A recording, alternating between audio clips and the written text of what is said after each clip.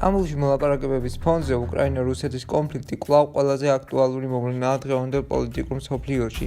მე უკვე გავაკეთე ვიდეო უკრაინის ომზე, თუ არ გაქვთ ნანახი, აუცილებლად უყურეთ, მაგრამ მაგ ვიდეოში ძალიან ზოგადად ვილაპარაკე უკრაინის ომზე. რაზეა საერთოდ ლაპარაკი, თუ ვიდეოში ვთქვი, რომ მიზეზი თუ რატომ შეუტია რუსეთმა უკრაინას ძალიან მარტივია და ამ კითხვაზე პასუხის გასაცემად უბრალოდ ომის გამოცხადების ვიდეოს ფრაგმენტი მოვიყვანე მაგალითად.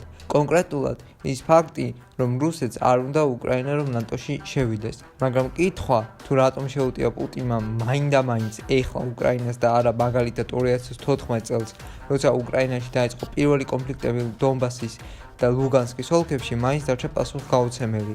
პლუს მაგ ვიდეოში ლაპარაკობდი არა მხოლოდ უშუალოდ უკრაინაზე, არამედ საქართველოსაც და რუსეთსაც.